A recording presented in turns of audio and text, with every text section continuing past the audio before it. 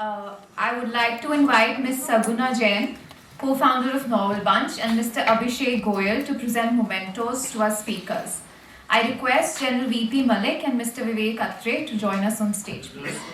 Thank you so much.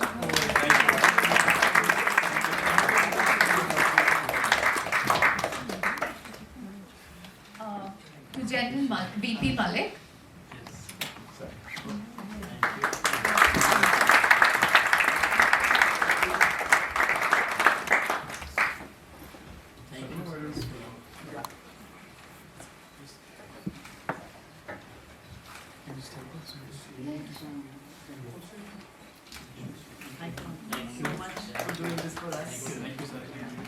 To Lieutenant General K.S. Mann.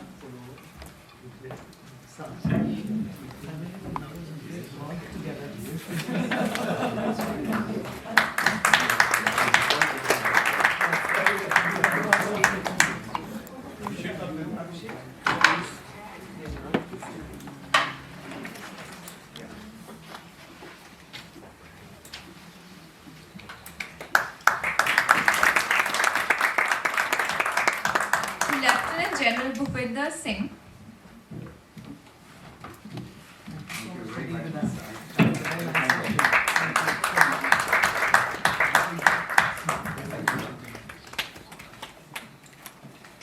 To Colonel D.S. Cheema.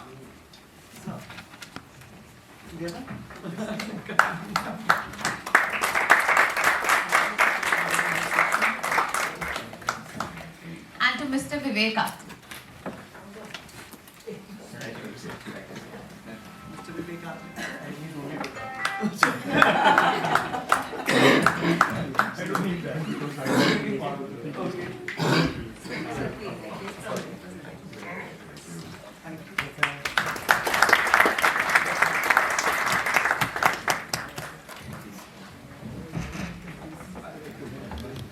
I would like to conclude this session by saying that to command is to serve, nothing more and nothing less. True.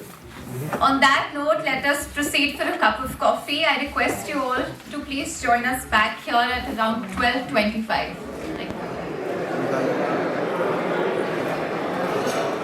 Therefore, the impossible must be possible in spite of appearances. This quote from The Murder on the Orient Express takes us straight towards our next session of the day, Twist in the Tail. Panelists for the same hour, Ms. Manju Jaipka. She is a former professor and chairperson of the Department of English at Punjab University, Chandigarh, and is now a senior professor and dean at Sholini University, Solon. She is a recipient of several national and international fellowships, including a Fulbright and 2 Rockefeller Awards. She has published more than 25 books and more than 60 research papers in national and international journals. As a creative writer, she has written 2 collections of poems, a play, 4 novels, and a short story collection. May we have a round of applause for Ma'am, and I request her to be joined by Mr. Jupinderjeet Singh. He is a special correspondent with the Tribune, covering crime beat and politics for Punjab Bureau. He is a recipient of Prem Bhatia Young Journalist Award. He has spent 5 books and has contributed 2 chapters in a book titled Beat Reporting, brought out by the Institute of Mass Communication, New Delhi. I request you, sir, to please come up on the dais. Deep Singh Chanpuri is a mass communication professional. He has hosted more than 8,000 radio shows in India and abroad. He is a proud Limca record holder and a Bharat Jyoti awardee for his outstanding contribution in the field of education. He is the founder of Fern Tree Publishing and the co-founder of Balle Bolly magazine, which is India's first print magazine for the Punjabi film and music industry. May we have a round of applause for him, and I request... It works now. Good afternoon, everybody. First of all, thank you everybody for making the point to come here.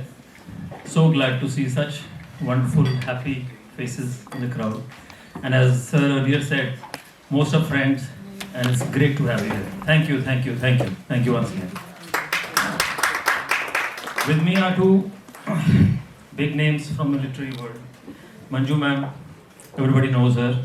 She's a great academician, author, writer, and she was the chairperson of one of the most admired departments of the Punjab University, the English department.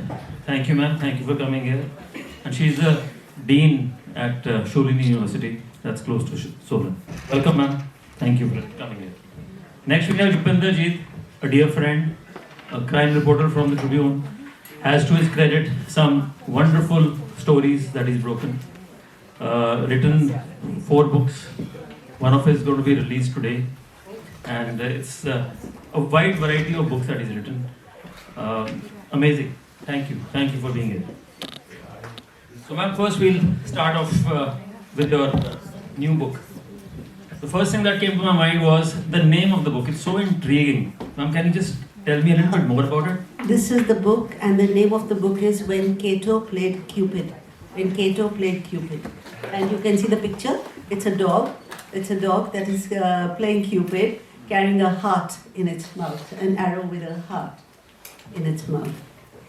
Cato played Cupid. So did the dog complain that we call him by Cato? The dog will not complain of his name. His name is Cato. Yeah. But he actually plays Cupid between 2 loving hearts. So the story, you want me to talk about the story? Yeah, that's good. The story is about a young man who is a confirmed bachelor. And towards the middle of his life, he meets a girl, and it's the dog who plays Cupid. You see, the dog jumps on him and starts licking him and showing his affection. And then the girl says, "Oh, well, my dog loves the young man. There must be something in him." So the lady also falls in love with the man. It's a little absurd, but it's based on reality. And so when Cato played Cupid, that is the title story. There's a collection of a dozen stories out. That means we need more Catos in the world. I could do with one. So. Really? Maybe we can help out, all of us together. Thank you, sir. That's really nice. Another intriguing title of one of the stories is Apu. Apu. How many of you have any remembrance of Apu? 1982 Asian Games. And what was Apu? The mascot. And what? He was a little elephant. Yeah, he was a little elephant. He was an elephant, but you know what happened after the games? After the games, I was passing by that side in a bus, and I looked down at that, I think, Talkatora Stadium, and Apu was lying on his side, looking pathetic, absolutely pathetic, after all that hype, after all that hoopla, where Apu was, given a fond, tearful farewell, and everybody kind of danced around him and waved goodbye to him and set balloons in the air. It was all over the papers. A week after that, when I passed that side, Apu was lying in a terrible state on his side with one hand raised pathetically towards the skies. So whatever happened to Apu was really not nice. One day you are wined and dined and treated like a hero, and the next day you are the scum of the earth. You are nothing but a piece of rubbish on a junkie. So that is an image which remained in my mind, and I built a story around it recently. Very interesting, and if you want to read some really nice stories, that's the book to go for. And wonderful work, Manju ma'am. When I was in the university, our department, mass comm department, was very close to the English department, just stone's throw away. And we used to wait with bated breath when the classes used to get over. And we used to have there used to be a nice tea stall next to our department. And we would wait for the people to come there, and us mere mortals would just wait and watch. It was most admired. What other reason than studying? Deep, let me just clarify a misconception. I had already been teaching for about 30-35 years when he was a student. So Probably he was looking at some of my students or something like that. But yes, there is a hut. There is a hut at the back, and it's somewhere in between the journalism department and the English department. And it's always been a spot for rendezvous and, you know, having a cup of coffee together. And one of the stories is actually about a young man, someone like you, who looks starry-eyed at a girl who comes down, you know, very stylishly, has a cup of tea and goes back. And he does not have the heart, he does not have the courage to tell her that he has a little flame in the heart somewhere inside. So what does he do? Yeah. Ma'am, he may have the president of France, the genes in him.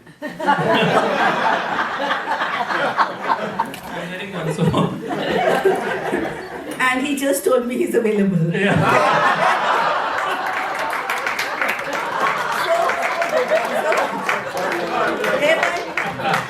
Thereby hangs the tale, right? क्योंकि अभी तो मैं जवान हूँ. Yes, and that's why we titled the session as "The Twist in the Tale." I have a nice anecdote which I'll share with you before we finish about the department only. Now over to Jupinder. Jupinder has come up with one of the most hard-hitting books that has come out in the last few years. The book is called "Butchered for Love." If you would have heard the story of Jessie and Mithu, that girl from Canada who fell in love with a guy from the Road Startup Society, and eventually there was an honor killing that took place, and they killed that girl, and it was so sad. Jupinder, over to you. Yeah, thank you, Chandpuri ji. Thank you for providing me this platform, Vivek Atre ji, Saguna ma'am, and Shonam ji. This book has been really close to my heart. I have been reporting about this case for 22 years, and justice has not been met yet. That's the sad state of affairs. So there was this girl, Jessie. She was in her late teens, 1996. She comes to Punjab, probably her first visit as somewhat adult. And this is 1996 December. And she is doing shopping. She is visiting her Mama ji, Mr. Badesha, Surjit Singh Badesha. And they live in Kaunke Khosan village. It is in Jagraon. So in Jagraon, she is doing shopping, and there is a guy passing by, and that guy is Mithu.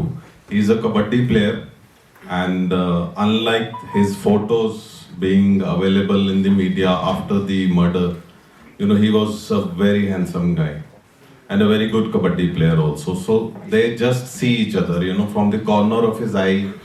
Mithu sees Jessie, and Jessie also just, you know, catches a glance of him, and they fell in love.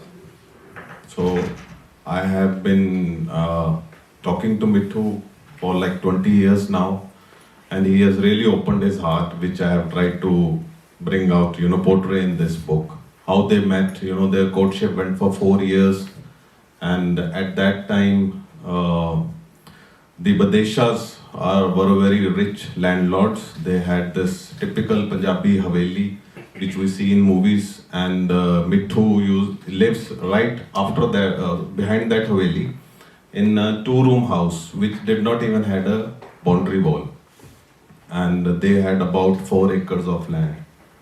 So this was typical rich girl, poor boy kind of thing.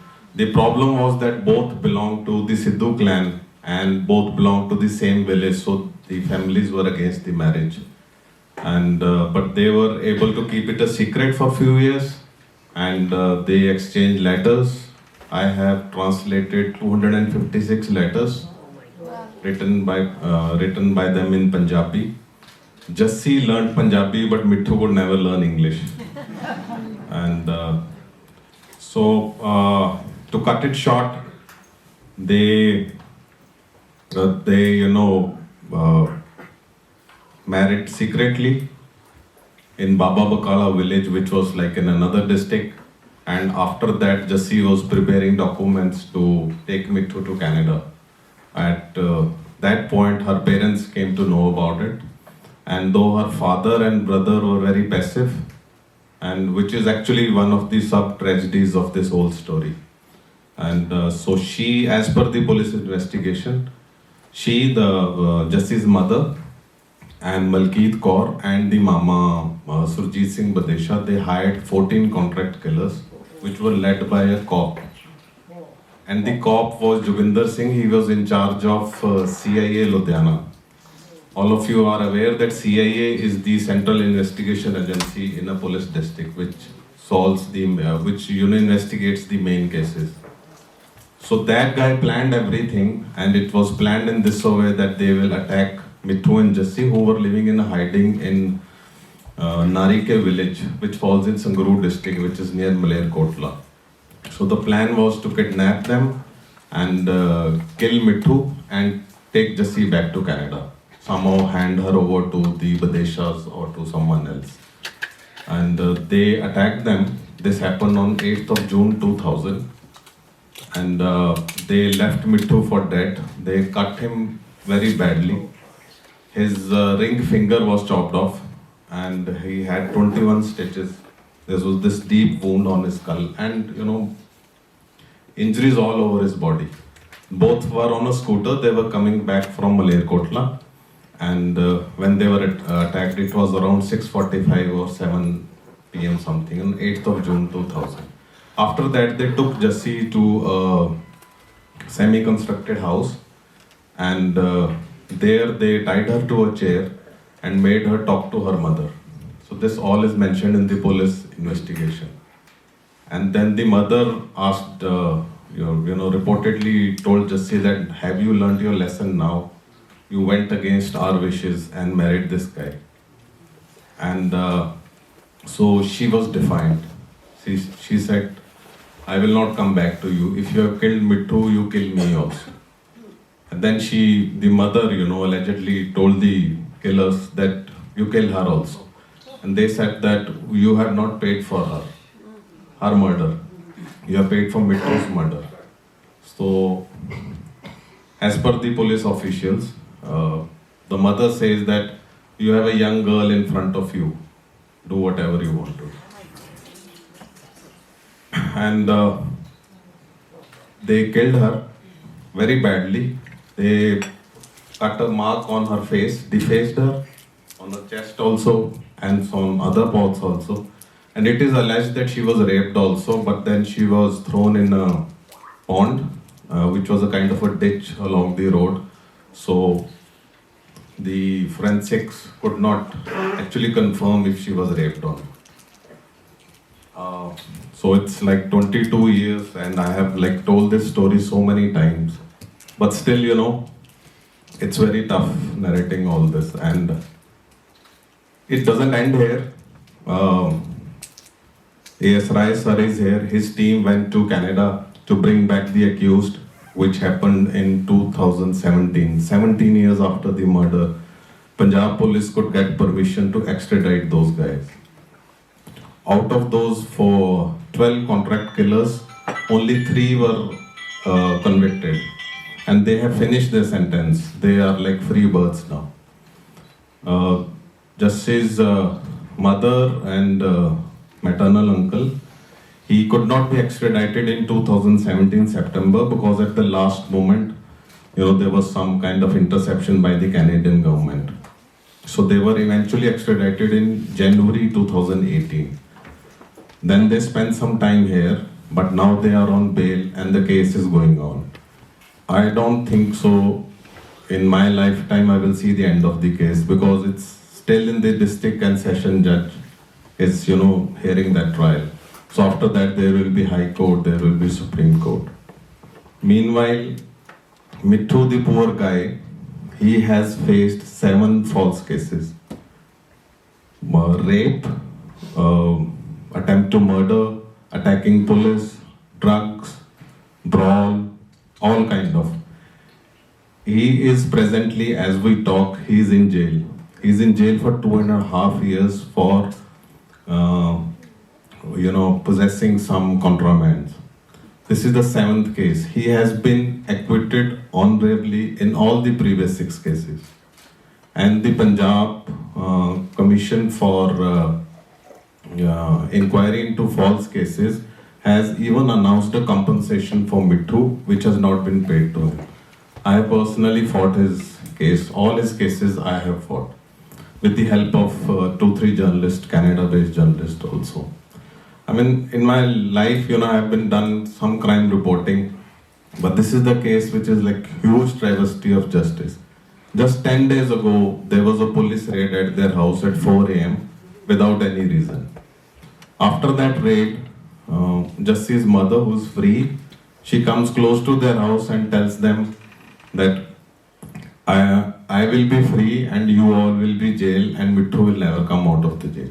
This is what she tells to Mithu's mother. And this has happened for like 50-60 times in last 3 years.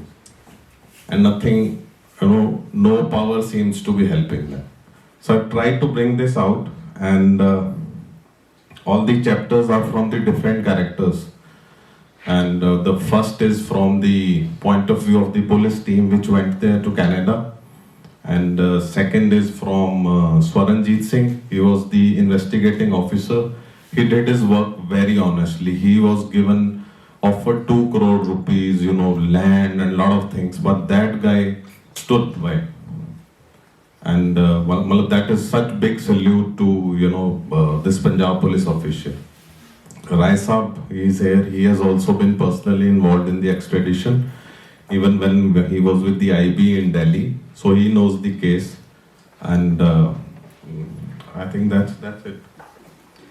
Since you followed this case right from the early days, they say it's an honor killing. What's the honor in it? Yeah, there's no honor. Yes, that's the big thing. So shocking. It should be called dishonor killing, but the word is honor killing, and that's what is going on. Let's lighten up the mood a little bit. That a girl joins the English department and goes there, and every day she's coming out. She sees a guy standing outside on a bullet bike with his glasses on and a nice turban and staring back at her. Every day. First she ignores. Then one day she walks up to her mother. She says, that's the guy. Mother asks, अच्छा वो bullet पर बैठा होता है? हाँ जी. एक टांग ऊपर होती है, एक साइड पे होती है? हाँ जी. He wears Ray-Ban glasses, green colored? हाँ वो संधू है, वो साढ़े टाइम ही होता सी.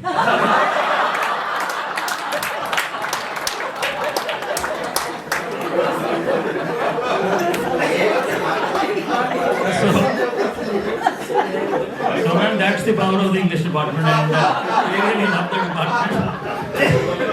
Yes, you're right. There have been such characters, who are perennials.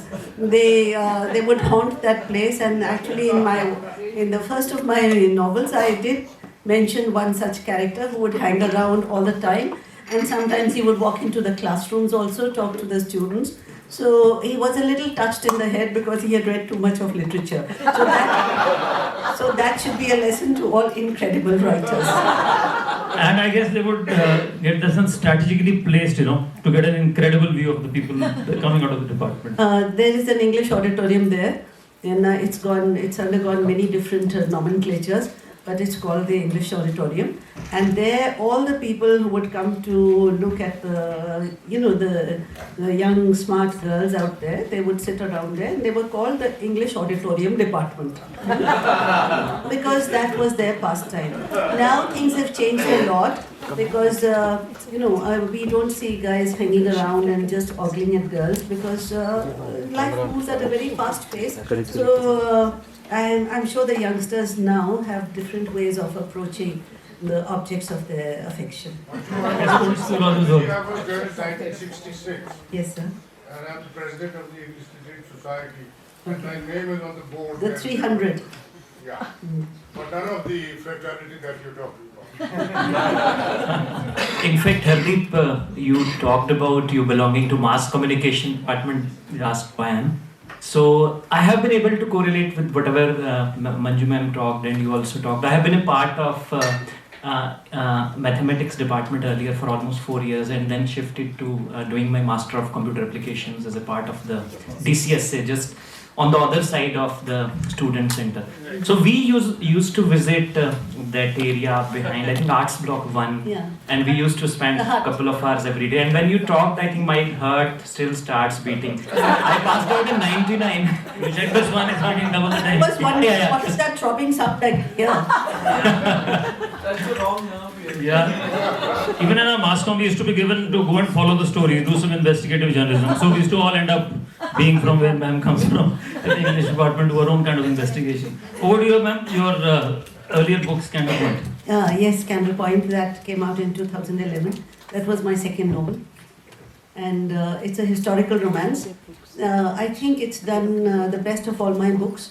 I am not a good marketeer. I really don't know how to market my books. I can only write them. I'm not another Chetan Bhagat who studied management and knows how to churn out books that turn out to be bestsellers. But at the best, people like us can narrate our stories and hope that the books have a good future.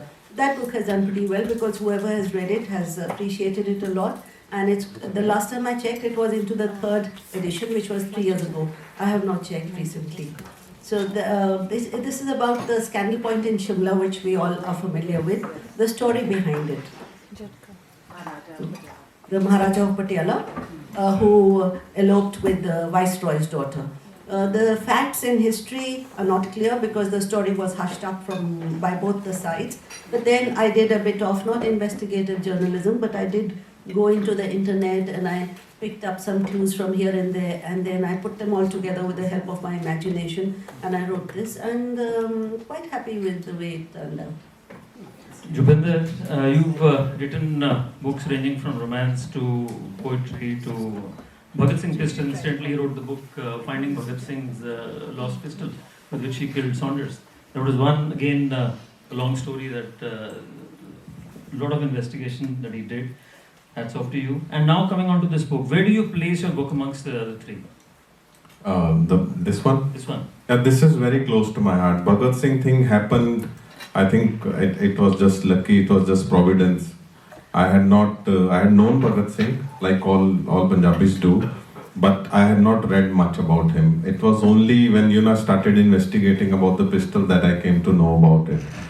This Jassi book is very close to my heart. Like I told you that I have written about more than 100 news articles on this in last more than 2 decades, and I have met almost all the characters which are happening, and I just wish someday someone makes a movie on this, and I think that would be a tribute.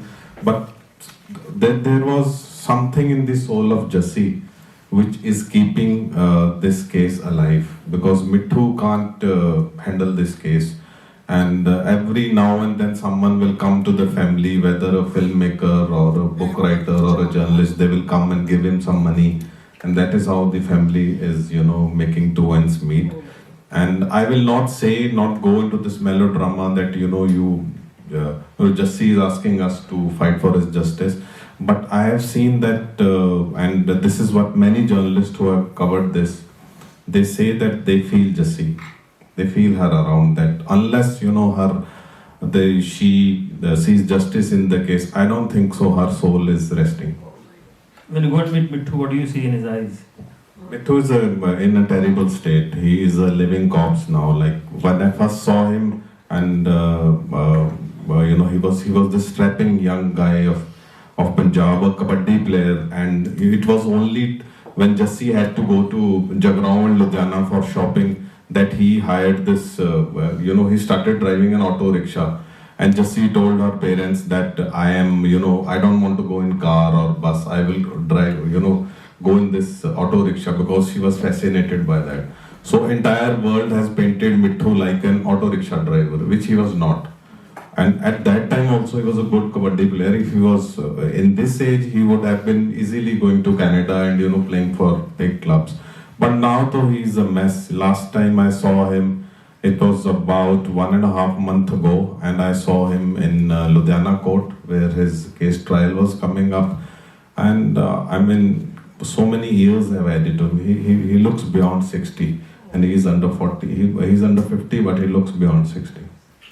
So sad, Manju ma'am? And he said, please give me your jacket, it's very cold in the jail. Oh. May I just add something? Yeah, please, sir. Take the mic. So,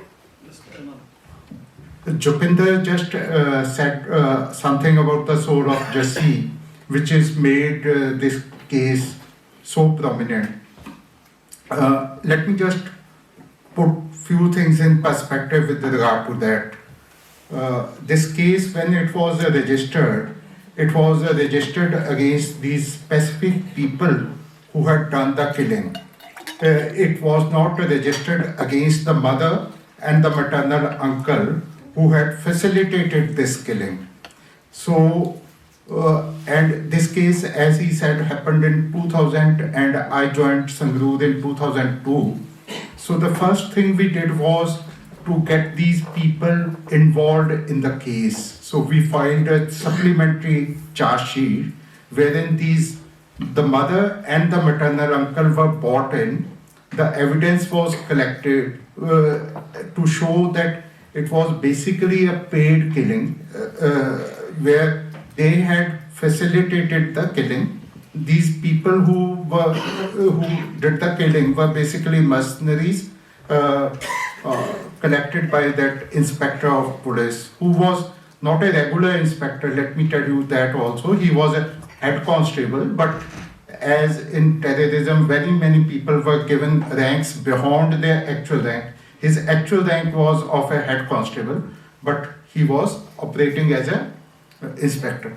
So in 2002, after we got these two people, maternal uncle and the mother, as part of this case, so for next 15 years, it was a big struggle because you have to prove the evidence in the Canadian court of law.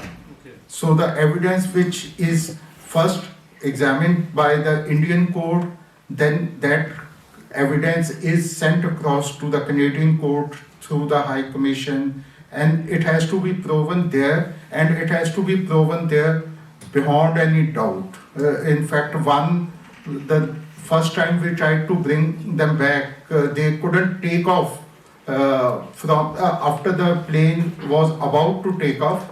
They were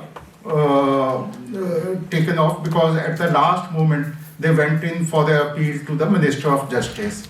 So they could come.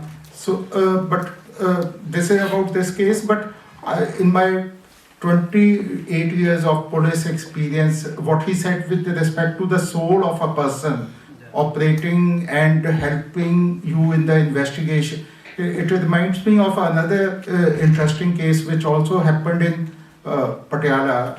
This was about a young British girl being raped by a person from Patiala by name of Maninder Kohli. The name of the girl was Hannah Foster, and she was raped and killed in UK, and this Maninder Kohli then escaped to India. He came first to Patiala, then from Patiala he went off and started living in Kalimpong. Under a changed identity, he was staying in Kalimpong. And in that case also, one of the journalists, he helped us. He published a photograph of this person in the Telegraph newspaper. Now, Telegraph newspaper was very popular, and Kalimpong used to have around 500 copies of Kalimpong Telegraph newspaper every day. So the day his photograph came out in that newspaper, he went and purchased all the 500 copies, thereby raising a doubt with regard to his identity. And that's how we got this thing that there is this person who has purchased all the copies of Telegraph in Kalimpong, and then he was about to escape over to Nepal, and right at the moment we caught him. So just to make a point that there is something about these cases which keeps them going in spite of the various hurdles which are there in investigating these cases. Thank you, sir. Thank you for your input. Thank you, sir. Last question to you, ma'am. The biggest problem we are facing these days, especially the youngsters, they're not reading books. How do we get them back? And I think what you are doing is a great job.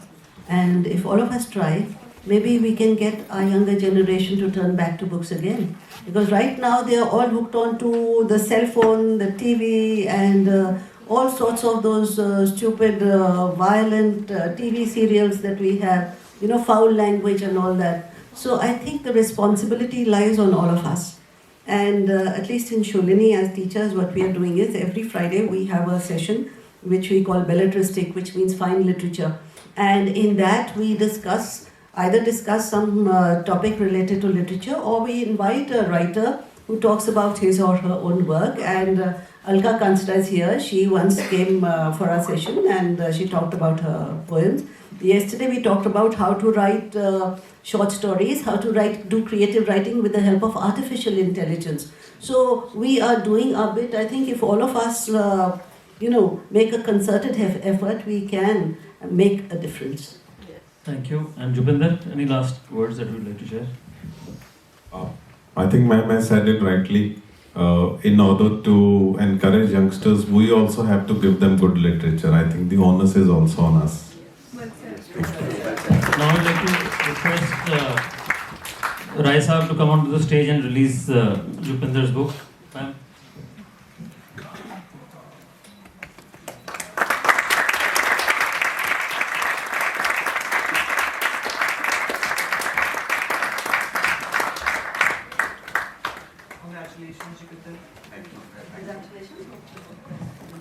Thank you, Manju ma'am. Thank you, Jupinder. Thank you, Vivek sir. Thank you, Saguna. Thank you, Rai Sahab.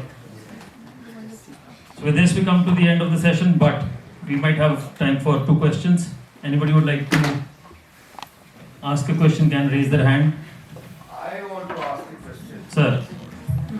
You see, we all know that police reforms and judicial reforms are the 2 most important issues which concern each one of us, and every Indian wants these.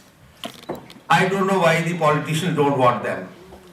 Can something be done about it? I have conviction that if the police reforms and the judicial reform, which India needs very badly, if they are done, most of the problems will get sorted out.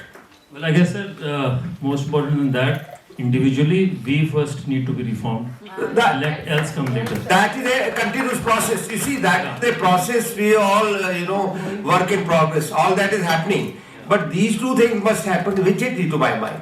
Do agree, sir. May I say Do agree. something, Hardeep? May I say something? Yeah, sure. You see, it is only when there is evil in the world that you learn how to appreciate the good. Had there been no evil, how would you appreciate it? Yeah. So both have to exist side by side. Yeah, Sunila ji, last question. Professor Manju Chadka, I've been following you. My name is Sunila Sharma. I come from Himachal Pradesh. Pleased to meet you, ma'am. I think you made a point there, and I have just a comment to make. Platforms such as this can be better utilized if we involve younger generation with us, students from institutions. As I'm also teaching in a college, I feel that younger generation should be involved and included in on such platforms, wherein we can call in students from schools, at least a little higher level, and from colleges. That would really... You don't know how much we try, you don't know how much we try. It's not easy dragging them, dragging them to a forum like this and making them interested. We all agree, we are all in agreement out here. But you can't force the horse to drink water. Huh? Yeah, So maybe we have to keep on trying. We have to keep on trying. schools We that- try at home, we have to Yeah. try with our children, try with Yeah. our grandchildren. Involving schools. We got. We already had some youngsters from Manav Rachna School here, so we are involving. That's why we have the novel bunch where everybody is invited. Yeah, be there for me. So I guess we can continue with the questions if any during our lunch hour. Yes, sir. Thank you, speakers. I would like to invite Mr. Vivek Atre to felicitate us. Careful about that.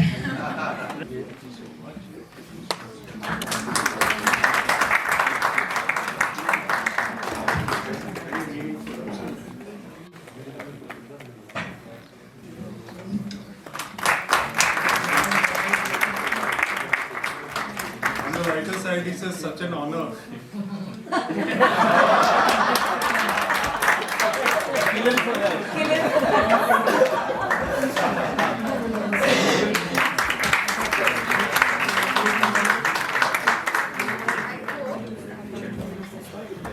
I quote Oliver Wendell Holmes. a mind that is stretched by a new experience can never go back to its old dimensions. With that said, we now move on to our next session of the day, the joy of journey. Our panelist quit the corporate world in 1985 to start his own company. He's a theatre and voiceover artist with over 50 plays under his belt, an avid reader and traveller, a poet, a cricket commentator, and a public speaking coach. His book, In the Footsteps of Rama, Travels with the Ramayana, is a runaway success. His second is an anthology published by Westland, and the third on the history of All India Radio. It is also being made into a 6-part web series. May we have a round of applause for him, and I request him. He will be joined by Miss Sachi Dhillon. Miss Sachi is a traveller, writer and adventurer who has been to 23 countries. Her debut book, Dreaming of Everest, an Amazon bestseller, chronicles her 130-kilometer journey to the Everest base camp. In her professional career, she leads marketing at National Geographic India, a part of the Walt Disney Company.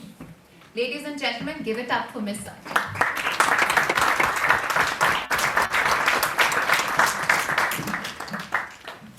Our moderator for the session, Mr. Manish Jain, is an advocate practicing in the High Court at Chandigarh for over 33 years.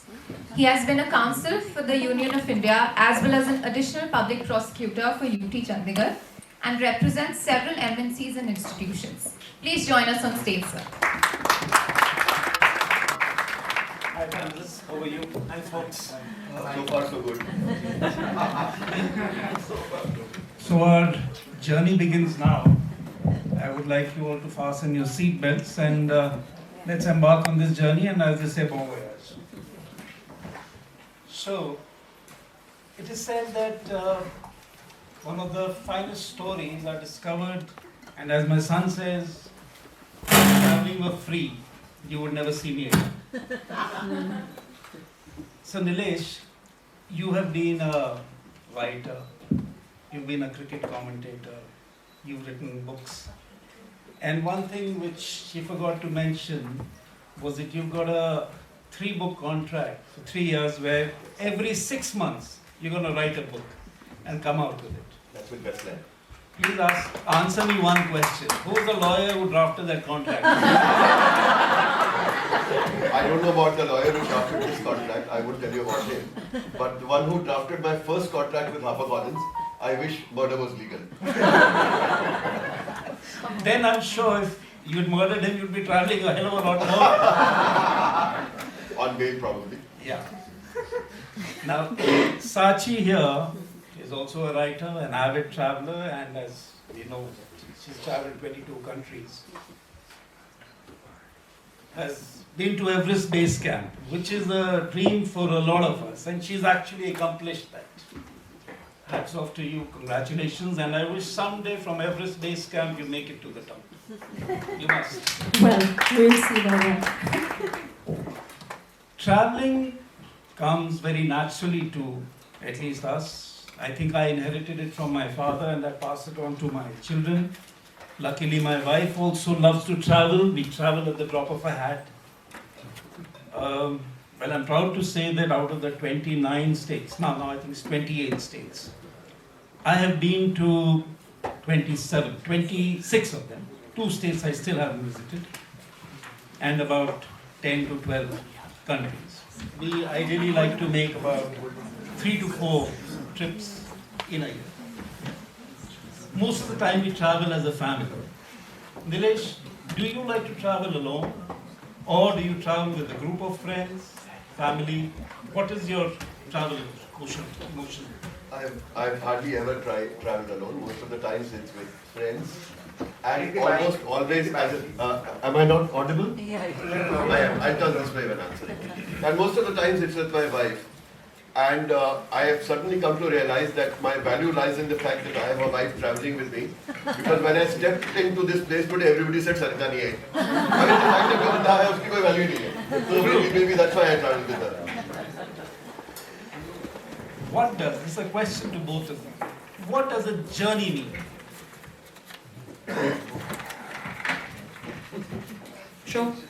So, Well, I'll answer in context of my book, which is called Dreaming of Everest, right here.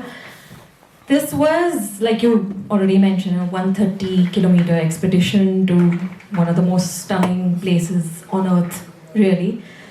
It was quite a reflective journey. While it was arduous and, you were walking and gaining altitude every day and trying to, go one step at a time. But it was because when I was walking there, I had time to myself. You were completely cut off from the world. No phones, nothing, no disturbance. So you're alone with your thoughts in the moment. It was very meditative. I also felt like a lot of weight had been lifted off my shoulders. I think when you're amidst some of the highest mountains in the world, you just feel so small or so humbled. Like, whatever issues you may be taking with you mentally as well, they just seem trivial. So I think a journey in this context was very freeing for me. A liberating journey. Yes. Nilesh, what about you? A journey is actually not something you start from one point and end at another, at one point of time and finishing it at another point of time. I think to me a journey is something that kind of seeps into me, becomes a part of me. And everything that I say or do is a function of all the journeys I've undertaken.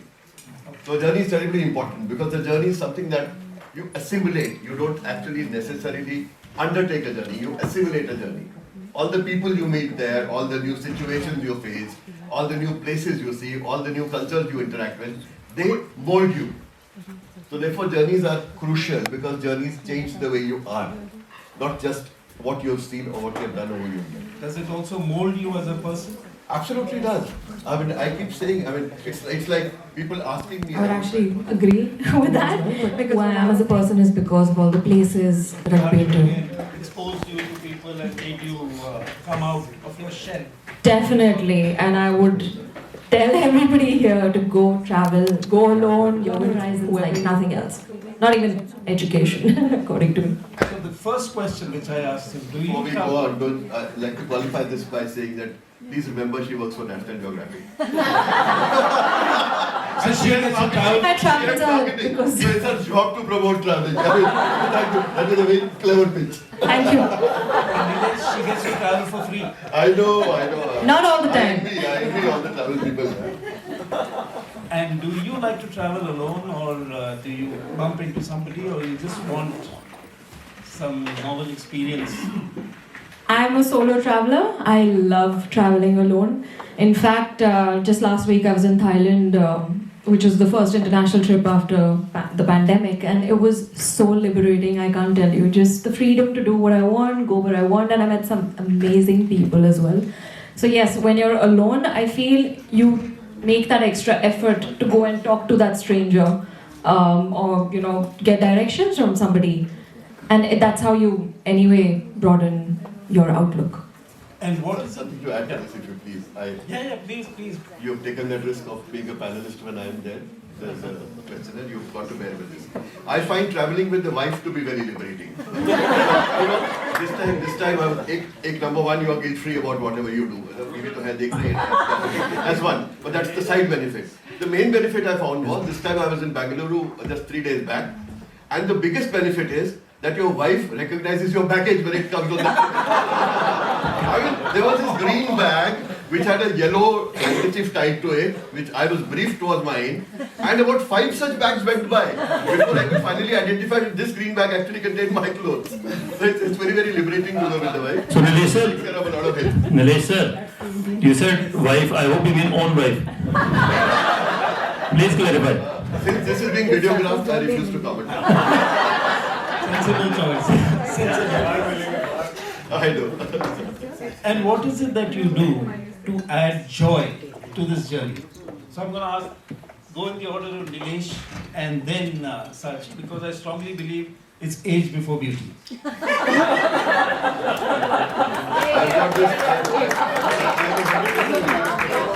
They can look at her while they listen to me. I have no problems with that at all. But I would advise that the opposite is not invisible. Don't look at her when she is speaking, look at her when I am speaking. Okay, what was the question? joy to That's her. very offensive to me that I could not have, not taken a photo of it. So tell me that. How do you bring joy to this journey that you undertake? By doing small things. You don't have to, travel from one air-conditioned cocoon to another. If you wanted to do that, you could sit at home or, take a hotel in your home city itself. So doing those small things like stopping for chai at odd places, asking him what's fresh, tasting something, finding it better, throwing it away, going for something else, just sitting down to talk to the cobbler who's repairing your shoe. These little things, the little interactions that you have, they will add joy to your traveling. Not the biggest comforts, or not the biggest airline, or not business class, or not the 5-star hotel you are staying in. All these things are there. We get used to them, and we begin to travel from one comfort zone to another. But if you step out of that, you are not going to travel. You are not going to gain. You will be the same fossilized person you were when you actually began. So the joy is brought about by the small things that you do, which get you better.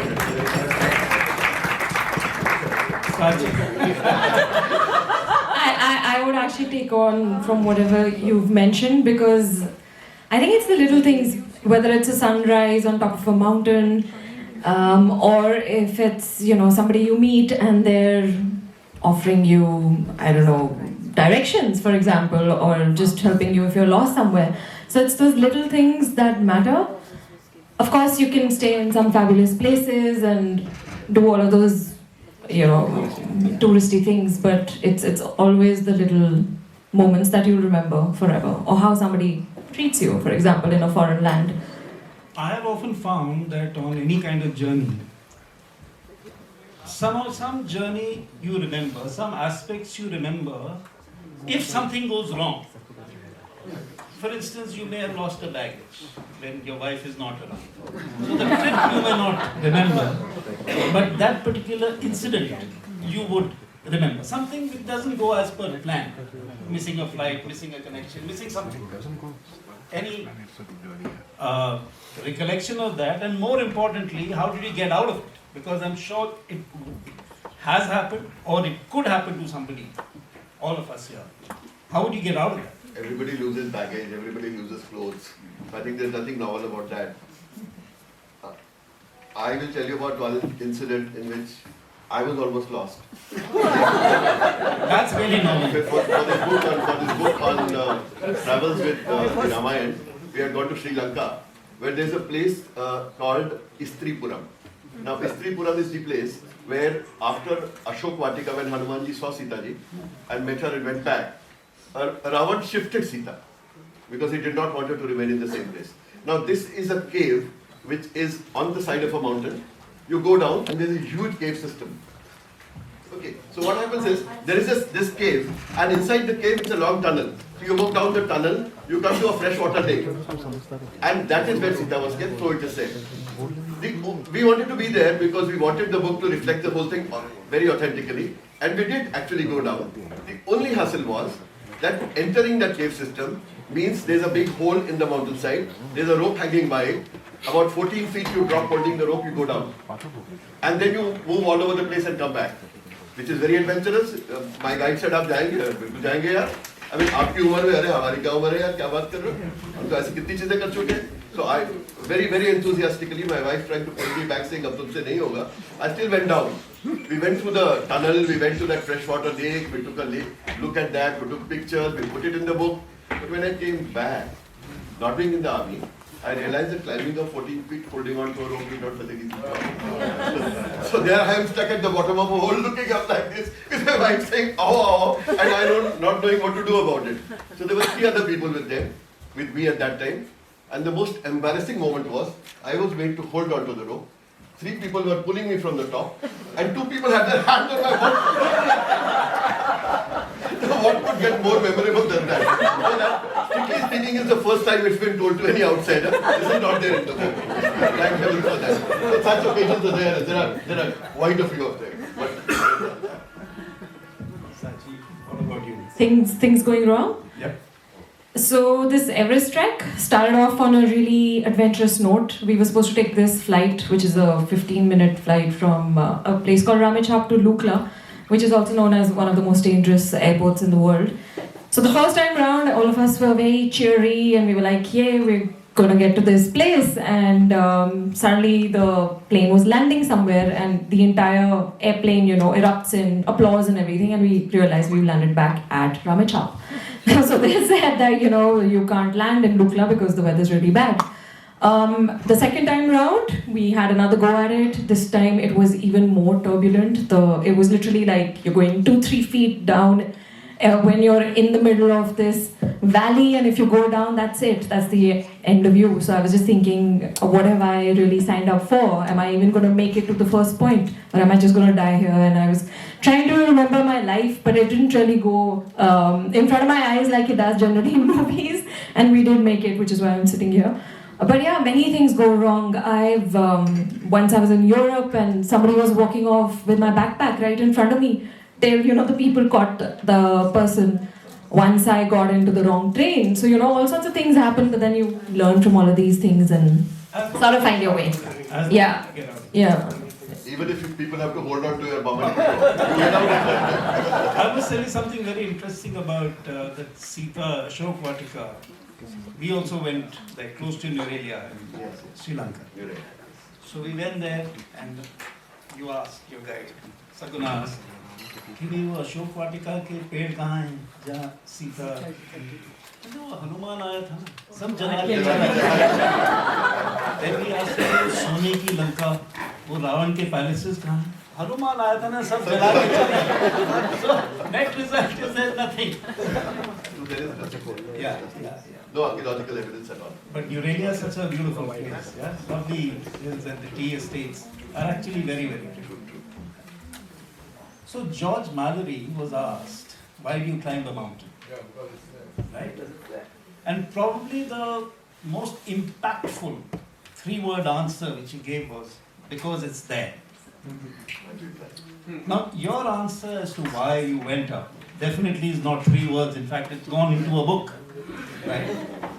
So what actually single most standout feature of that trek was, apart from finding yourself, liberating yourself? Did you get to meet Amitabh Bachchan there? Or he was starring in a movie Unchai, which has just been released. Was it around that time? And come back to the main question, but answer this one as well. I did not meet Amitabh Bachchan, but I almost met Tom Cruise. That would have really added to your star quotient had you met him. Well, if I had been a little faster, I would have probably met him. But closer to the base camp, it was just really terrible weather at that time. It was snowing. You were just trying to make your way and get to the end goal. So I think that's where I missed him. He'll answer the question. The next book we call Dreaming of Cruise. She may go on a cruise for that. Yeah, maybe. Sachi's given a lot of girls here a reason to go to the base camp. Well, as long as more people go out there and travel, I think that's my objective. But girls, I've got news for you. Tom Cruise ain't gonna stay that young forever. He's already 60, so pack your bags and leave very soon. He still looks nice. So, what was your takeaway from your trip to base camp? So, I was first of all very anxious about this whole trip because it was a challenge that I took on for myself. I'd never been on a high altitude, multi-day expedition before. And for months leading up to the trek, while I trained hard physically, I realized that it is actually the mental attitude that carries you forth. Whether it's a trek or anything else you may want to do in life. I think that was my main takeaway, that if I can think I can do it, I can do it. Yeah, I think something is there that if you can perceive something in your mind, you can do it. Yeah, so that's what you actually did. So start perceiving of climbing Mount Everest. People have done it without oxygen as well. People have. Let's see which mountain I climb next. Yeah, absolutely. Well, from Sound of Music, they say climb every mountain. Yes. So, another question which I always ask myself when I visit the beaches, I say I love the beaches. When I go to the hills, I say I love the hills. But I have not been able to answer what I prefer, beaches or hills. I'll come out to the acronym for a beach. So that pretty much will give you my answer. Beach is an acronym for best escape anyone can ever have. So that pretty much answers my question. What do you prefer? Nilesh? Mountains most times. Mountains. I don't want to be caught admitting on camera that I admire people who are there on beaches. Okay, we know your hidden answer. With all of them with their alka hoods and all soon up from. Yeah. Okay, yeah, we know. Guys, read in between the lines. Mountains, definitely. Definitely. And yeah, I've been climbing mountains since I was a little girl. My mother used to take me up these hilly paths in Kasoli, so I think that's where the love. Okay, so we have 2 mountains versus 1 beach. So I think next time we need to visit a place which has a mountain and a beach together. There are some places like that. A river cruise is next on my agenda. Yeah, preferably with Tom Cruise.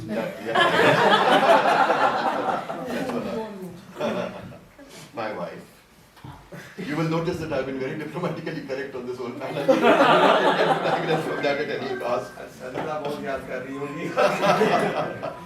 So for you, is it more about the journey or the destination? Destination is also the journey.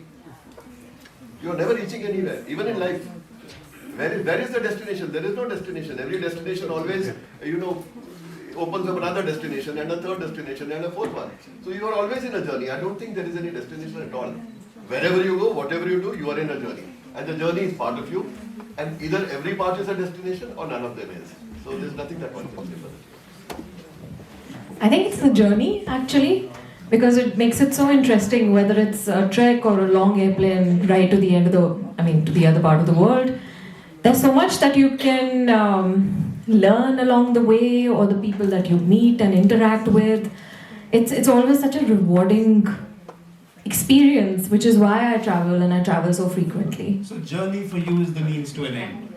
Yes, it is. You find more joy in the journey rather than the destination. Destination, of course, should be there, but make the journey interesting. Exactly, and I think that's what I've tried to bring out even through the book. It's the journey. So I have a travel tip for this, making a journey interesting. Make the return journey even more interesting. Because we all go with enthusiasm to whatever our holiday destination is. On the way back, boredom or depression sets in. Oh my gosh, holiday is gonna end and I'm gonna get back to work or whatever. The mundane things of life, which are so important to actually fulfill your needs for holiday. Yes. So recently we'd gone to Egypt. We took a cruise. Tom Cruise, we just missed him by that much. And on the way back, the return journey, we went to Abu Dhabi and Dubai. So the return journey was also very interesting. And actually, I feel this is a very important tip for anybody. A journey within a journey, especially on the way back, please make it interesting. As per you, what is a good travel tip? Good travel tip would be to be Of yourself. course, travel light. Yes, be yourself. That too. You might lose your After a suitcase. while, you can't quite travel light. You want to carry it with you wherever you go. So it's not always possible. But yes, number one, always be yourself when you're traveling. Don't try to be someone else. Don't try to be this tourist or this. You're going to a village. Don't try to be this city-bred man who's come to deliver the goods to them. Don't try to be anything except what you are. That's one. And don't say no to any experience. Wow. Say yes to everything that comes your way. Because that's why you are out of your house anyway. If you wanted to say yes, you might as well have stayed at home. It's after 60 when I've done zip lining, parasailing, paragliding, going on a snow scooter, going on a water scooter. All this stuff I've done after I've got to 60. And this is when both I and my wife have had 2 heart interventions each. Now all this couldn't have happened if we had said no. If we had said no. And because we said yes, otherwise, we are not sitting down saying ek baar bypass ho gayi, ek baar set ho gaye, mar gaye, zindagi khatam. You say you could do all those things. Why can't you say yes to anything that comes your way? So if you are opening yourself to experiences and saying yes to everything, it will add to your yes saying capacity in real life. So that's my plan. Wonderful. So in other words, never say never. Never say no. I'm too old for never say never now. Sachi. I think comment about the bond women people of my age meet, but I think before the travel tip, I would just like to say that yes, you should make your return journey very interesting. So once I was climbing this mountain called Crystal Mountain in the Tirthan Valley region along with my brother. I was 2-3 feet deep in snow that you really had to climb all the way up. But on the way down, I was just really happy and I was like, let's get down quick. So I just sat and I made my way very nice, nicely skidding down to the bottom of the mountain. Probably not a good idea, but yeah, it was fun. Coming to the travel tip, see, I'm a planner. I like to do my research when it comes to wherever I'm going. Now, of course, things have changed. I've been traveling solo since the last, at least, I think 15 odd years, way before all these Google Maps came into play, and there's a lot of easy information available these days. But yeah, do your research about where you are going.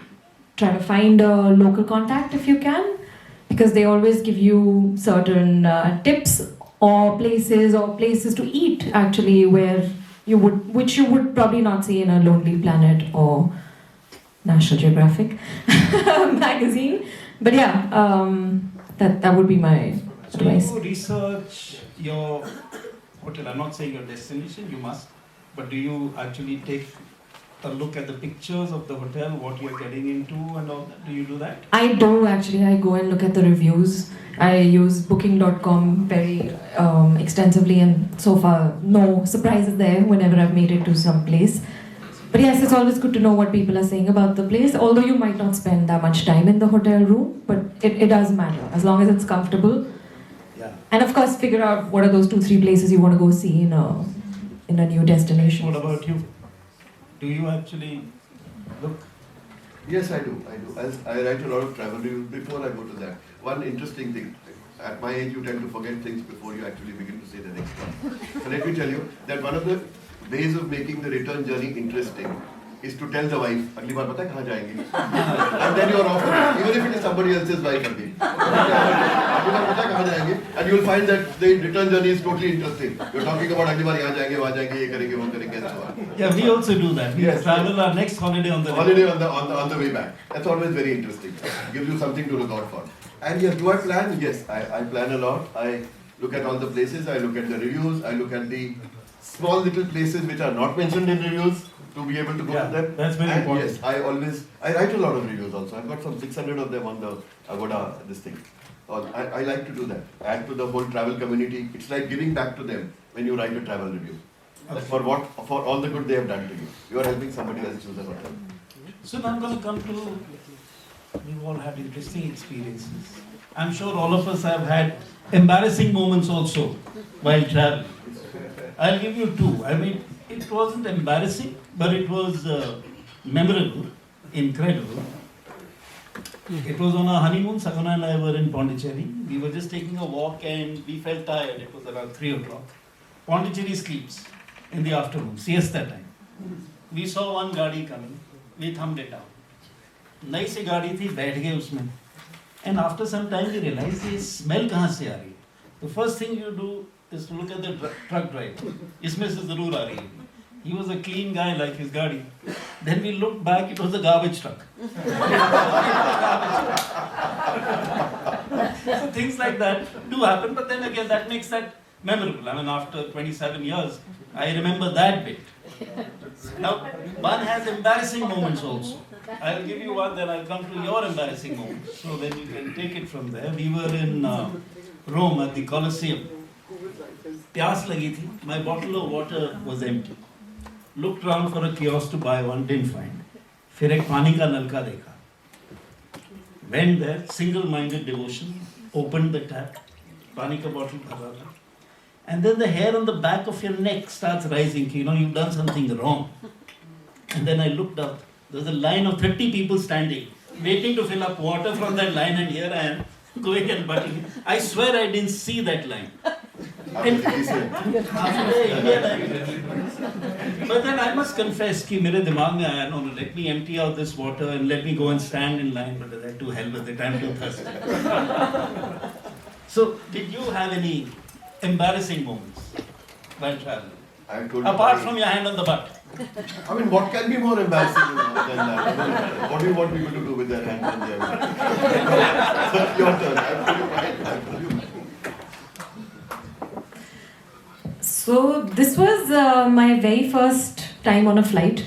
I was 17 years old at the time. I didn't know what you're supposed to do, so somebody ushered me in and I sat on my seat and there was this child sitting next to me and we're about to take off. But I didn't have my safety belt on or my seat belt on because I didn't know how to put it on. And I'm struggling with it and this child is looking at me and he literally did this. And I can't tell you how embarrassed I was at that moment because, you know, a small child is trying to, he knows much more than I do clearly on how to put on a seatbelt. So I think that's one of the most memorable ones. I have a memorable seatbelt memory if I may share it with all of you. And this is embarrassment plus a massive thrill. When I'm doing my management, I have to go take an interview in Mumbai. So they give us airfare and we land up at the airport traveling for the first time. And obviously, 7 of us there, 6 of us don't know how to conduct themselves on airports. ये line किस चीज की होगी या खड़े होंगे तो क्या होगा ये मैम से हम क्या कहेंगे टिकट देंगे तो वो हमें क्या बोलेगी you know all those scary things. And the 7th guy very confidently walks up past this, collects his boarding pass, checks in the luggage, goes to security, gets inside, gets into the plane. And we are all kind of, and he was incidentally the class lallu. We used to hate him. But again, in spite of that, we are all in awe. And we are going in, sitting on that seat, not knowing how to fasten a seat belt. So I'm trying to do this, and the neighboring guy very politely says, I do that. I'll be able to open it too. After some time, since I have my seat belt on, I turn to this guy called Kamal Obra. I turn like this, and I find him. I wonder why he wants me there. So I turn back once more. He still didn't. And he does it a 3rd time. The 3rd time I stylishly open my belt and walk to him and say, "Kya hua?" आधे घंटे से सुसु आया हुआ belt कैसे खोलते हैं? That really takes the cake, huh? That tasted so good. It was very fun. Are you sure that wasn't autobiography? This is documented. My MBA batch will testify to this. Okay, before we unfasten our seat belts and we throw it open to the audience here. You've been a travel writer. You've traversed the globe. You've been to Everest Base Camp. You've written a book. So Sachi, tell me, are you by any chance related to Versace also? Not Versace or Sachi and Sachi, actually. It's my own bank, which is funding all of these, not even at Geo for that matter. So well guys, incredible. Thank you for including us and traveling with us on this journey. Are there any questions that somebody may have? I have one, please. Okay, Sagna, go ahead. Like Nilesh, I think I can also speak without a mic. And okay, so as travel writers, as people who've traveled, I've got 2 questions actually, and for both of you. First is as travelers, very ardent travelers, what's really on your bucket list for both of you, traveling wise? And secondly, what is that one destination that you have been to and you would love to go back again, if given a chance? No, the rules stay. Rules also. Age before me. Even if you're absolutely. No, rules are rules. Right. The one thing right now on my bucket list is taking that river cruise from Banaras to. Oh yes. That's, I know I won't be able to spare those 52 days, and I'll never be able to survive those 52 days there. But I want to take at least the last leg, where it enters Assam, and then you go into Kaziranga. And I also want to take the India leg, where you go into the Sundarbans. And then you quit it at the Bangladesh border and probably fly across and take it into Guwahati. That's my item number 1 on the bucket fast and write about it so we can decide. I sure will. I hope National Geographic pays me for it. They don't pay me for it either. After you published books with HarperCollins, you don't want to write anything unless you are paid for it. Very nice. And what do I want to go back to? Yeah. This is something you might like to visit too. When we were in Aurangabad, which is where most people go for Ajanta and Ellora, we actually went to the Lonar crater.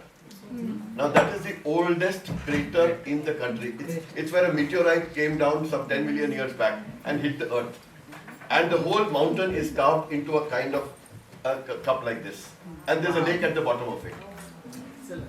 So the Lonar crater is a fascinating place because when you go down the crater, which is about, you go down some, walk about 3.5 kilometers to go down some, say 1,000 feet maybe, into the base of the crater. Number one, the vegetation you see there is like nothing you see anywhere around. It's unique to that place. The sand is so unique that it's like iron particles. You put a magnet there and the sand will kind of rise up to meet the magnet. And the water there is so alkaline that if you put an alkaline pH meter into it, it will shoot right up to the top. And there are temples built there. In one of the temples, in the center, if you put a compass, that compass can't find north. It just keeps going like this, like a table fan. Now, having seen that, it was such an amazing thing. I want to go there again. I want to go there. Fabulous. Thank you so much for sharing that. Sachin, There are many places I want to go to. I think Machu Picchu is definitely on my bucket list. There's also the Antarctica cruise that I want to go on. That's the cruise I would like to go on. In terms of places that I would like to go back to, I think Bhutan is one country I would love to go back to. I went there many years ago, much before they'd really opened it up to tourism. It is so pristine, so untouched, and as soon as you land there, of course, it's very quiet as well. So you just feel much more at ease and very calm. And the natural unprecedented, definitely. I would also recommend a hike up to Tiger's Nest since I love to trek up. Otherwise, I would recommend the Everest Base Camp trek actually to everyone here as well. While I've been to many places around the world, I don't think that I have ever been in awe of the mountains like I have over there because it's a panoramic view everywhere around you. The 8,000ers are just staring at you and you're just, so yeah. Any other? Yeah. My question is for Nilesh. Manish, all of you so widely travelled and you've given us a lot of joys of journeys. Can I throw a red herring? Please. Can you have the... Can we hold you back if we said no? Yeah, You can't, please go ahead. Yeah, the red herring is, can you have a joy of journey without travelling? Sure. Why not? It's where you want to journey.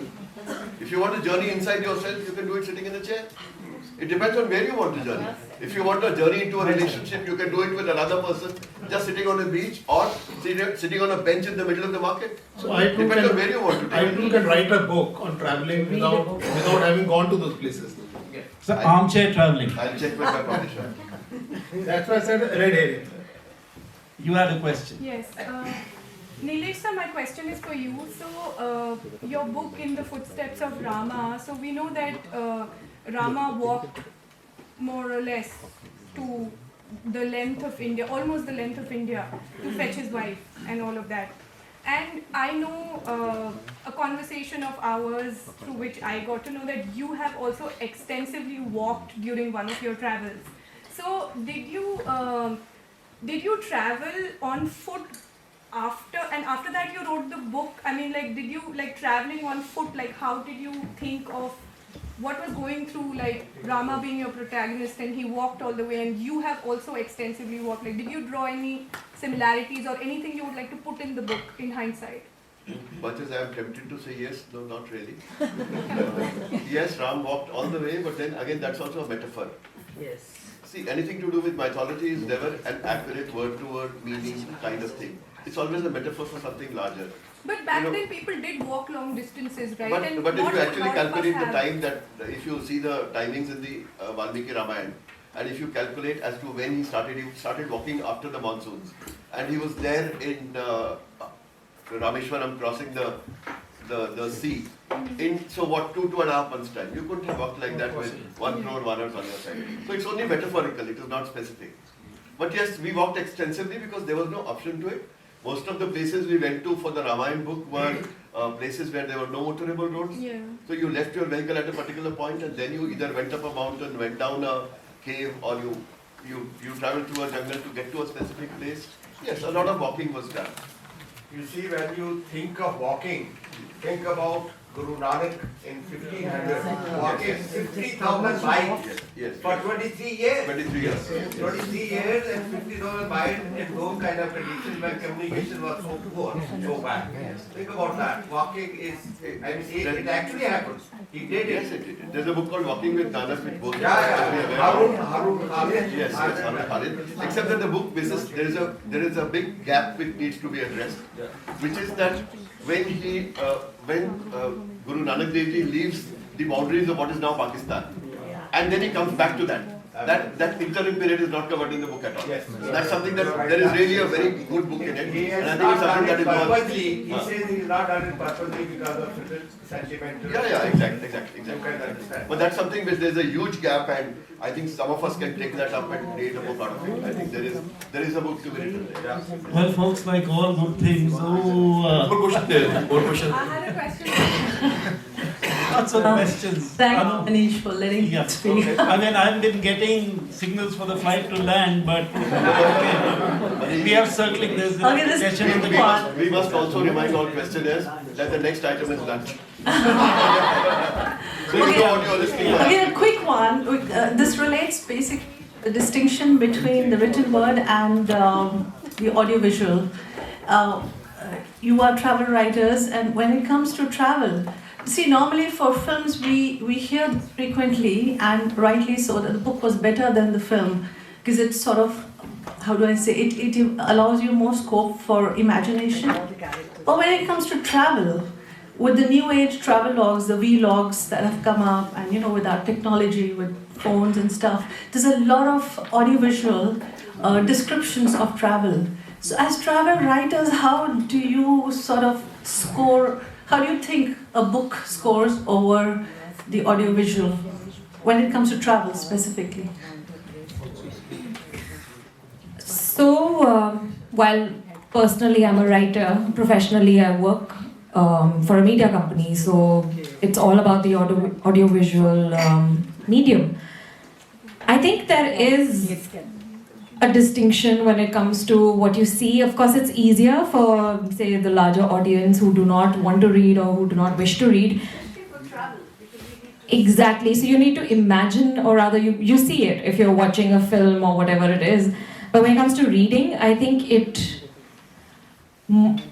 helps you imagine what the place could be, what was the journey, what was this person thinking, why did she or he undertake this journey. So I think it's more about expanding your imagination. You can't push everyone to read though, although we try, I try as well, but I think that difference will always remain. But as a reader and a writer, I think the book always comes out stronger. Guys, the panelists will be available for... There's a reason for that. I just want to qualify this answer, add to it rather. Which is that when you are seeing a vlog or when you are seeing a documentary or anything, it is still the maker's interaction with the environment. When you are reading a book, you are given the freedom of interacting with the environment created by the author. Imagination is much larger when you are reading a book. The engagement therefore is much higher. In the case of a vlog, it's only a unidimensional thing. I saw this, I felt this, I did this. I might want to do something totally different. I might want to do it differently. And when I do the same thing at the same time, in the same place, I might just feel differently. So the book is still... The book is still much. Okay, what else do you want an author to say? I'm sorry, Nilesh and Sachi will be available for further discussions at lunch. And guys, I'm sorry, but the ship has to dock now. We need to bring this journey to an end. I hope you guys enjoyed it. Thank you so much.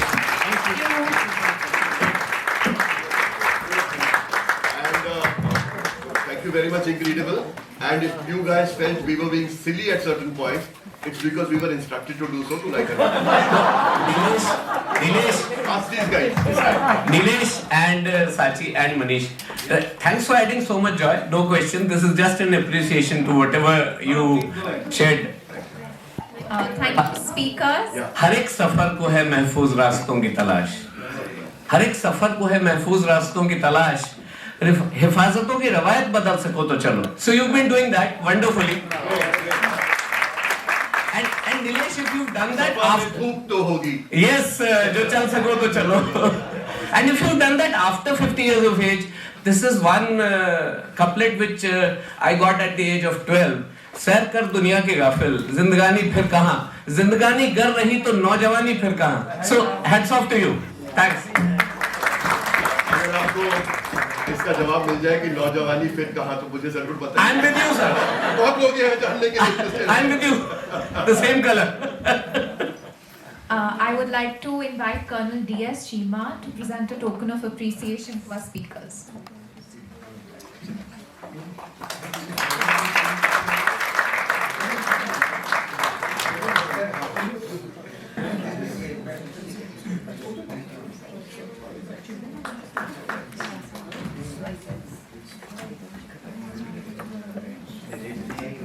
Wonderful. It's always a great pleasure.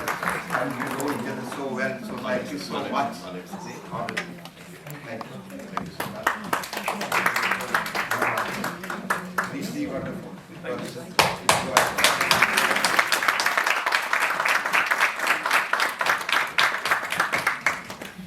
Ladies and gentlemen, with that session, we wrap up the first half of our day. I request you all to proceed for a quick lunch. We meet back here at 2:30 to 2:35 till the max. And we have some more riveting sessions awaiting you and also the Infosys too. So please do join us back. Quick working lunch.